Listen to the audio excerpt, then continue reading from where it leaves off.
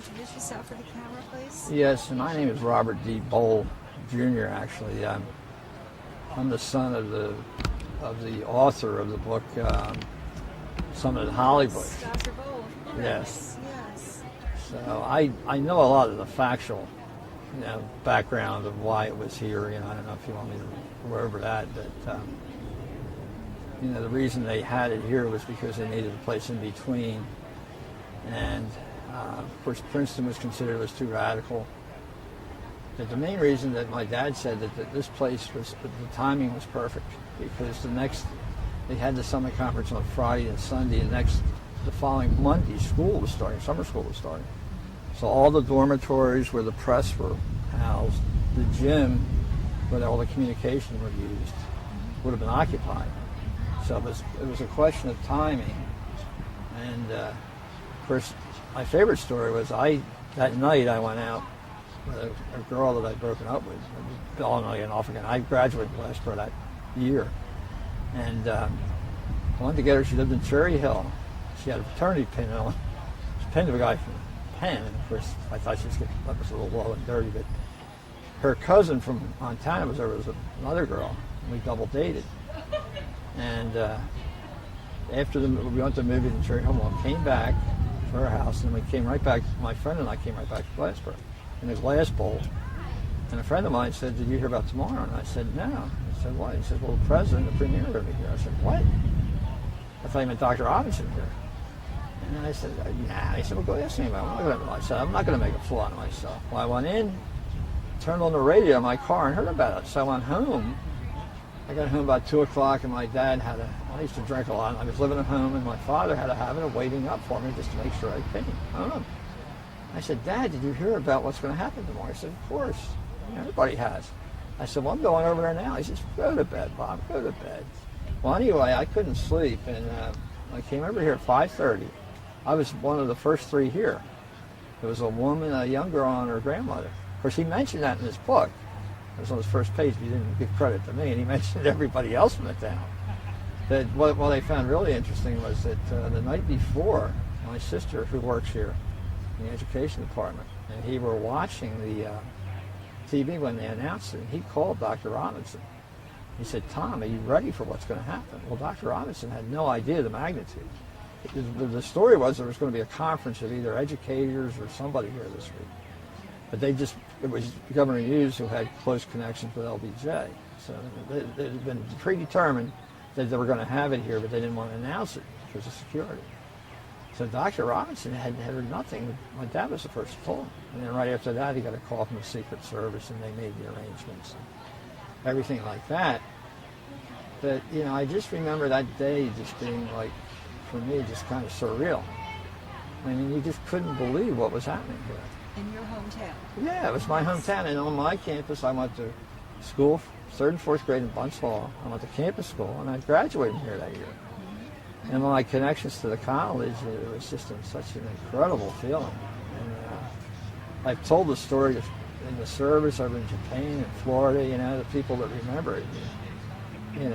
There's a million things. Like I gave you my one friend here, the one about the Russians are coming, because that was in the book. And one of the stories I remember him saying was the cleanup. Afterwards, after the summit conference was over. And in the book, somebody said, well, maybe a giant windstorm will blow up and it'll blow all the trash over to Pittman, which Glassboro and Pittman have always had a kind of a rivalry there. But I think one thing it started was, though, that it began a procession of presidents was in Glassboro. Because the following year, LBJ gave the commencement address in 1968. And I think it would have gotten a lot more coverage nationally, but that day was the same day that Bobby Kennedy was assassinated in California. That was in the evening. And of course, then President Reagan came to Glassboro High School. And I'm sure there was a real connection here. This put Glassboro on the map. But I remember being here and looking around, and I'm saying, I can remember there was all the security, and I said to somebody, boy, the criminals in South Jersey will have a field day today because of it.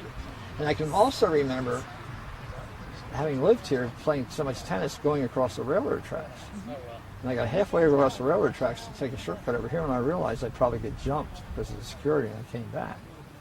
But we had so many people call in just to ask. We lived on University Boulevard. just to use like our driveway just to park at.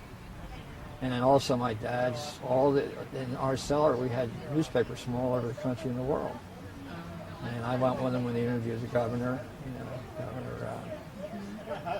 and it was an amazing thing.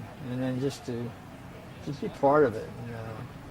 My sister works here, and I was kind of disappointed she didn't want to come because to me this is such a big part of my life. I mean, this is where I grew up, and for a day or 2 days, we owned the world, in every newspaper, and it was just a feeling you were just, part of something bigger than anything you'd ever imagined happening.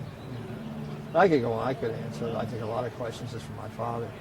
What he taught me. Tell me a little more about the security, because you lived nearby. Uh-huh. You said you anticipated being stopped walking back to the tennis courts. Were you? Well, I started to go that way, and I remembered what was going on here, because I think Johnson. It may have been when Johnson landed. I don't know. It had something to do with the United States of America, the chopper landing. Because I was here and I kind of wandered around. I mean, I was here at 5:30 and I kind of wandered around and over there, just kind of soaking in the ambiance. But I went over there, I realized that as I got near the tracks, there's going to be Social Security here, Secret Service here. So I just kind of went back and came down here because the degree of security was unbelievable. And I remember when I came back Sunday, that I came back with a friend, and of course we observed that if anybody had wanted to steal the story of the presidents know, if somebody wants to get them, they're going to get them if they're willing to die themselves. Because we were standing right in the middle, and of course my memory of Johnson was his standing there, and he was so much better looking in person because he had a dark tan, a really good tan. He looked much younger. And I swear, I'll never forget this. I gave him the peace sign. Of course, I didn't recognize at the time the implications of it. That was for peace. And I don't know who he was looking at, but he gave the peace sign right back. And I like to think it was to me. There's just so many. It was just a wonderful time for me. And when it came, and I heard about this week, it just brought back so many memories, good memories of my father and mother who died last year. I've always been proud to have the name here on campus and having graduated from here. So it was a super time. And, I had been in Hollybush so many times.